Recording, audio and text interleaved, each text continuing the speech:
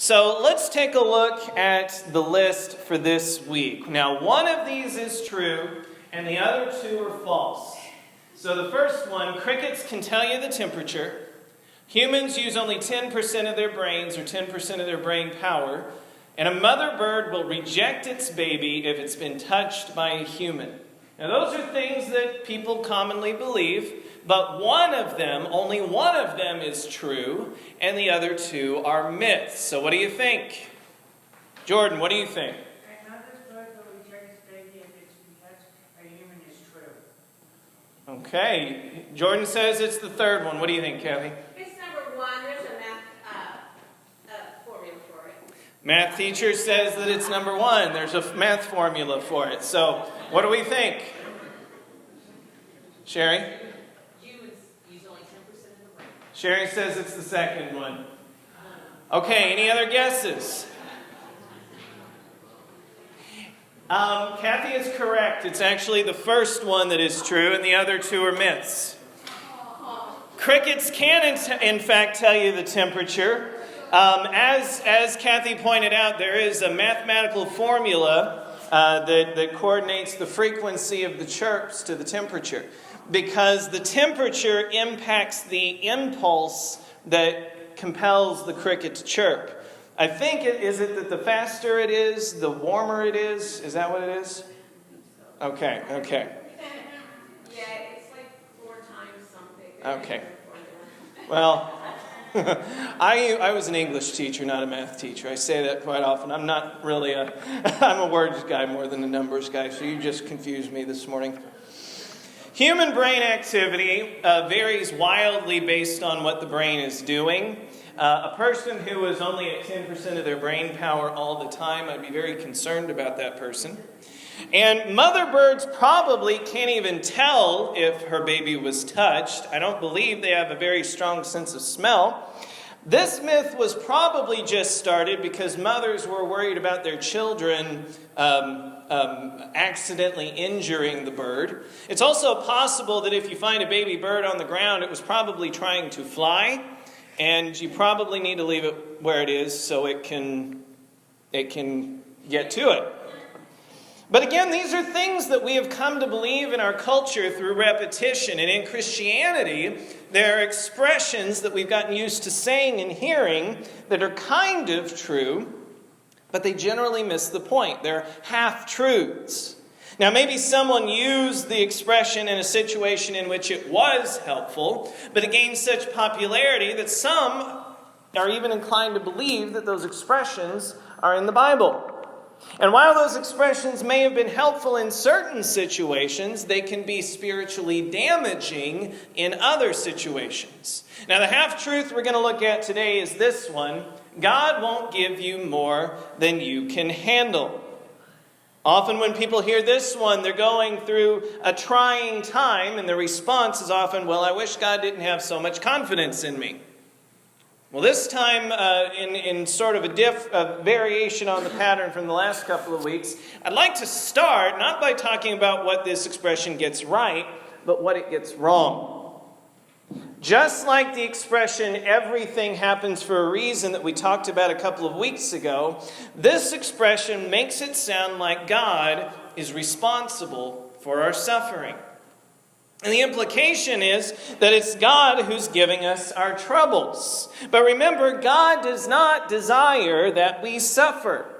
Suffering is either the result of human beings abusing their free will or imbalances of nature in a fallen world, a world tainted by evil and corruption. God is not the source of our troubles. Now, this half-truth does kind of draw a little bit from a letter that Paul wrote to the church in the city of Corinth. This is what he wrote: "No temptation has overtaken you except what is common to mankind, and God is faithful. He will not let you be tempted beyond what you can bear. But when you are tempted, He will also provide a way out so that you can endure it." Now, let's get a little context on what Paul wrote here. As he was writing this, he had just finished making the point that the ancient Israelites in the Old Testament gave into temptation, and things didn't end well for them. Now, the Corinthian Christians were dealing with a number of temptations of their own, and Paul is letting them know that they are just as human and vulnerable to those temptations and their consequences as those ancient Israelites were. So in that sense, these Christians were no different from the Israelites who succumbed to temptation in the Old Testament. They were vulnerable to the same temptations. They were vulnerable to stumbling, and they were vulnerable to the consequences of giving in to temptation.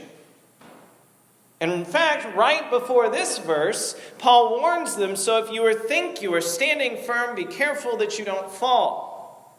So when it comes down to it, this is really a passage about temptation, not suffering.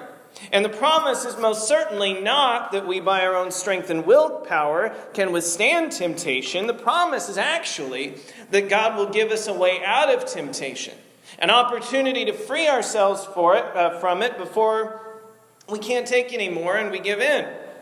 Now that way out might be an opportunity to stop and pray for strength, to take a deep breath and derive some strength from God. It might be an opportunity to escape from tempting situations and circumstances. Maybe it's an opportunity to turn to another Christian, or maybe even a professional like a counselor or a doctor. Jesus' brother James, though, makes it clear that no one should say, God is tempting me, for God cannot be tempted by evil, nor does he tempt anyone. God is our rescuer from temptation, not the source of it. Now, even though the 1 Corinthians passage here is about temptation, it's often used to support the half-truth that God won't give you more than you can handle. But as we've already said, God is not the source of our temptation, and he is definitely not the source of our suffering. God gives us nothing but strength to endure, hope to persevere, and healing on the other side of our struggles. And therein lies the truth in this statement. God knows that we have limits. He knows that each of us have a breaking point. When it comes to temptation, he gives us a way out. And when it comes to suffering, he might give us opportunities to avoid getting to that breaking point. You know, these days we often drive ourselves to the breaking point because of our own choices. I know a lot of times the problem is maybe we overcommit ourselves. We bow to social pressure when we should be giving ourselves breathing room. Maybe God is providing us with a source of relief that we're afraid to take because of what others might think. Please keep in mind that what matters most is what God thinks. Now, on the other hand, sometimes our hardships are completely out of our control. We may not be able to escape what's driving us to the breaking point. And in those cases, God helps us pick up the pieces when we've reached the breaking point. He helps us heal. He helps us get up, dust ourselves off, and find a reason to keep going. To be sure, God's people can and often do reach their breaking point. There's no shame in it, and it's not necessarily a sign of a lack of faith. For instance, take a look at what the author of Psalm 77 had to say. This is what he writes. I cried out to God for help. I cried out to God to hear me. When I was in distress, I sought the Lord. At night, I stretched out untiring hands, and I would not be comforted. I remembered you, God, and I groaned. I meditated, and my spirit grew faint. You kept my eyes from closing. I was too troubled to speak. I thought about the former days, the years of long ago. I remembered my songs in the night. My heart meditated, and my spirit asked, will the Lord reject forever? Will he never show his favor again? Has his unfailing love vanished forever? Has his promise failed for all time? Has God forgotten to be merciful? Has he in anger withheld his compassion? If you ever want to see what pure honesty before God looks like, just look at the Psalms. The writers in Psalms were not shy about expressing their confusion, frustration, and even anger with God. All too often, we modern Christians think we have to put on a mask. We have to hide who we really are and how we really feel, even from God, often even from ourselves. But that failure to confront our deepest feelings and vulnerabilities doesn't make the problem go away. It compounds the problem. Ignoring a physical wound risks infection, and ignoring emotional or spiritual wounds risks long-term emotional and spiritual damage. Even Jesus wasn't shy about his own suffering. From the cross, he quoted Psalm 22. The Psalms were sung in worship, much the way we sing hymns in worship today. So it may be that Jesus was actually singing Psalm 22. In the same way that you and I might sing Amazing Grace or How Great Thou Art. Psalm 22 starts like this. My God, why have you forsaken me? Why are you so far from saving me, so far from my cries of anguish? My God, I cry out by day, but you do not answer, by night, but I find no rest. Yet you are enthroned as the Holy One. You are the one Israel praises. In you our ancestors put their trust. They trusted, and you delivered them. To you they cried out and were saved. In you they trusted and were not put to shame. But I am a worm and not a man, scorned by everyone, despised by the people. All who see me mock me. They hurl insults, shaking their heads. He trusts in the Lord, they say. Let the Lord rescue him. Let him deliver him, since he delights in him. Yet you brought me out of the womb. You made me trust in you even at my mother's breast. From birth I was cast on you. From my mother's womb you have been my God. Do not be far from me, for trouble is near and there is no one to help. Many bulls surround me. Strong bulls of Bashan encircle me. Roaring lions that tear their prey open their mouths wide against me. I am poured out like water, and all my bones are out of joint. My heart is turned to wax. It is melted within me. My mouth is dried up like a potsherd, and my tongue sticks to the roof of my mouth. You lay me in the dust of death. Dogs surround me. A pack of villains encircles me. They pierce my hands and my feet. All my bones are on display. People stare and gloat over me. They divide my clothes among them and cast lots for my garment. Do those not sound like the words of a man on whom the world has thrust more than he can handle? But what keeps him going? What keeps him going when he feels crushed by the world? How is he able to go on? Well, later in the same psalm, the psalmist writes this, You who fear the Lord, praise him. All you descendants of Jacob, honor him. Revere him, all you descendants of Israel. For he has not despised or scorned the suffering of the afflicted one. He has not hidden his face from him, but has listened to his cry for help. And in the case of Jesus, who quoted this very psalm in the middle of his own public execution that would inevitably end in his own death, God the Father came through for him.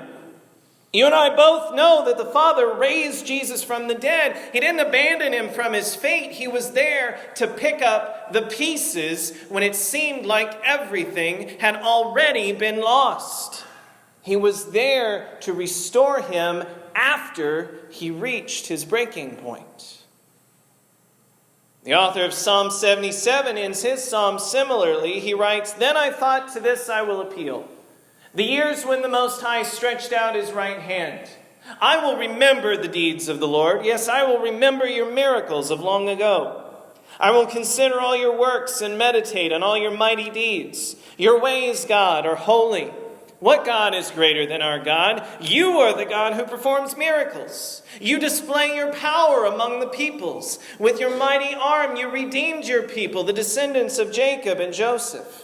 In his darkest moment, the psalmist finds comfort in remembering how God has been faithful in the past. And based on that, the assurance that brings, he chooses to remain personally faithful to God, whatever his circumstances, because he believes that just like God came through in the past, God will come through for him now, no matter how bad things get. When the Christians in the city of Philippi sent Paul a gift, he wrote the book of Philippians in part as a thank you note, because apparently the Philippian Christians had been worried about Paul. And in response, this is what he told them. I rejoiced greatly in the Lord that at last you renewed your concern for me. Indeed, you were concerned, but you had no opportunity to show it. I'm not saying this because I'm in need, for I've learned to be content whatever the circumstances. I know what it is to be in need, and I know what it is to have plenty. I've learned the secret of being content in any and every situation, whether well-fed or hungry, whether living in plenty or in want. I can do all this through him who gives me strength. Yet it was good of you to share in my troubles. You see, it didn't matter whether Paul was going through a good season or a season in which he felt like he'd hit rock bottom. He found a way to keep going because he knew that no matter how bad things got, he had a purpose on earth and a future in heaven. And so do you. You may feel weighed down with troubles, but rest assured, it's not God who's piling them on. It's God who can give you a reason to keep going. It's God who can help you heal and pick up the pieces when you've been left broken by the world. God doesn't promise that we'll never be broken. What he does promise is to offer hope and healing when we are broken by the world. I'd like to conclude with these words from Paul. He writes in his second letter to the church in Corinth, we are hard pressed on every side, but not crushed. Perplexed, but not in despair. Persecuted, but not abandoned. Struck down, but not destroyed. Doesn't matter how far we think we've fallen, how desperate of a situation we find ourselves in. There is always hope, and there is always a reason to keep going.